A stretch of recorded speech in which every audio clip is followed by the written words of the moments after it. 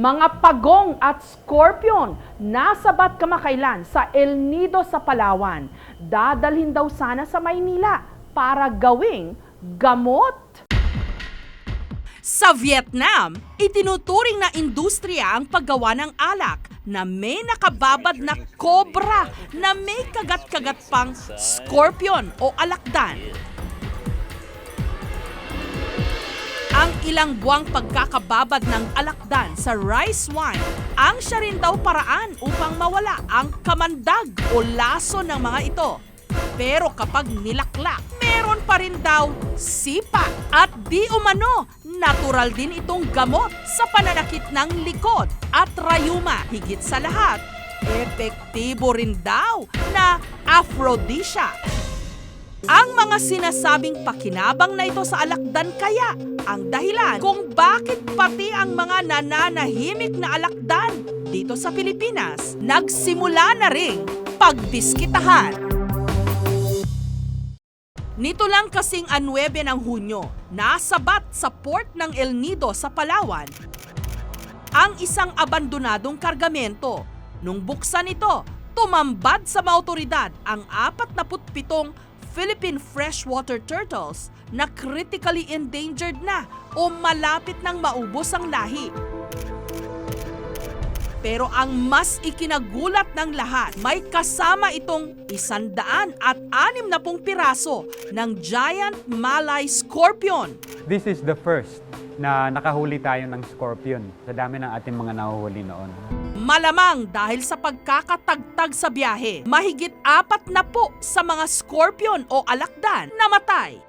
Ang natirang mga buhay, agad pinakawalan ng mga opisyal ng Palawan Council for Sustainable Development o PCSD sa natural na tahanan ng mga ito.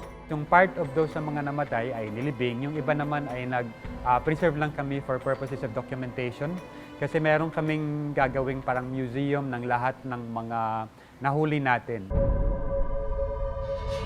Sa buong mundo, tinatayang may 1,750 species ng scorpion o alakdan. 25 rito, napakamapanganib dahil sa taglay nitong lason. Ang pinakamakamandag sa lahat, ang fat-tailed scorpion na kayang-kayang pumatay ng tao sa loob lang ng 5 minuto.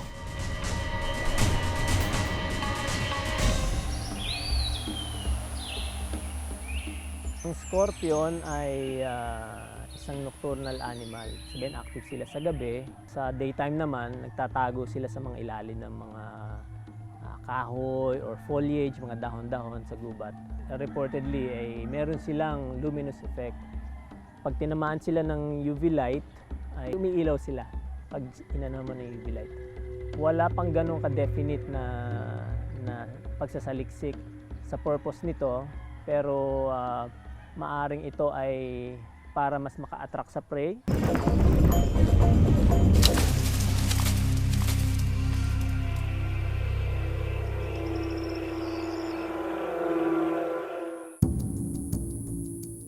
Sa Pilipinas, may 16 na species ng alakdan na endemic o dito lang sa atin matatagpuan. Kabilang na nga rito ang mga naharang na giant Malay scorpion sa Palawan na lumalaki ng hanggang 7 pulgada.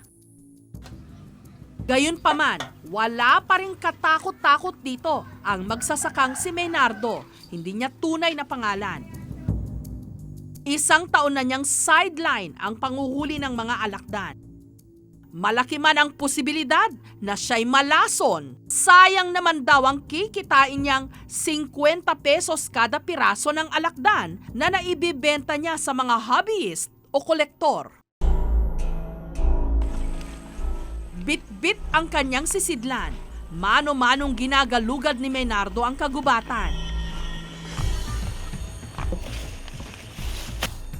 Ito po sa bulok na kahoy na ito, karamihan dito na nanirahan yung alakdan. So, mayroon na dito. Maya pa, swerte na mismo ang gumapang papalapit sa kanya. Bagamat may taglay na lason o sting, ang giant Malay scorpion na matatagpuan sa buntot nito. Si Maynardo, walang kakaba-kaba itong kinuha. Importante sa akin na may dala-dala akong sipit dahil kung makakagat ito yung makapatay ito. Hindi sir, hindi ko yan sabing laging ginagawa. Talaga nagkakataon lang na ganun panatiling alagaan siya. Kung may tumatawag, kung wala, wala rin. Talagang nervyos pa kasi delikado talaga kung makatusok yung kanyang karayom. Mas sigunda man yan sa makamandag na ahas yung kanyang kamandag.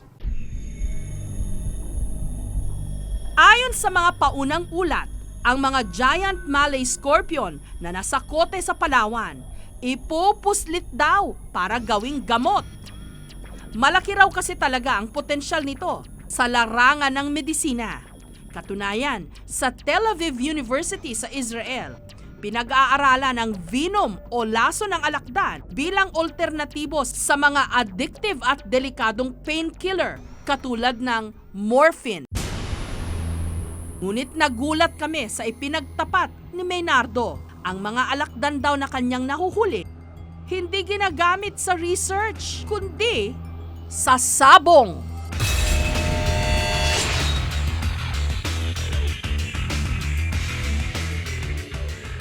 Parang pinag-aaway-away nila. And then, possible na ginagamit din yung scorpion na yan for that kind of purpose. Dito sa Pilipinas, wala pang gaano, no? Wala pang gaano ako naririnig at nababalitaan. Pero I'm sure mayroong gumagawa niya ng pailan-ilan. Ayon sa batas, bawal ang sabong ng mga alakdan. Hindi rin pinahihintulutan ang panghuhuli at pagbebenta sa mga ito dahil nanganganib na ngang maubos ang kanilang lahi. Aabot siya ng mga 2 to 4 years naman na kulong. No? Ngunit ang katutubong si Junelo mula sa tribong Kunoy, ang mga hinuhuling niyang alakdan, hindi niya pinagkakakitaan, kundi ipinanglalaman tiyan.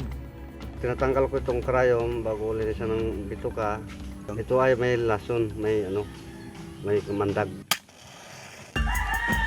Minana pa raw niya sa kanyang mga ninuno ang pagkain ng alakdan. Kalimitan daw, ipiniprito o iniihaw.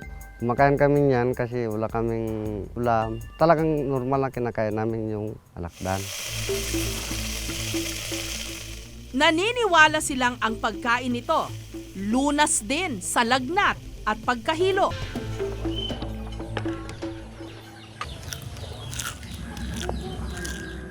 Dahil nakakapagbigay daw ng kakaibang liksi at lakas.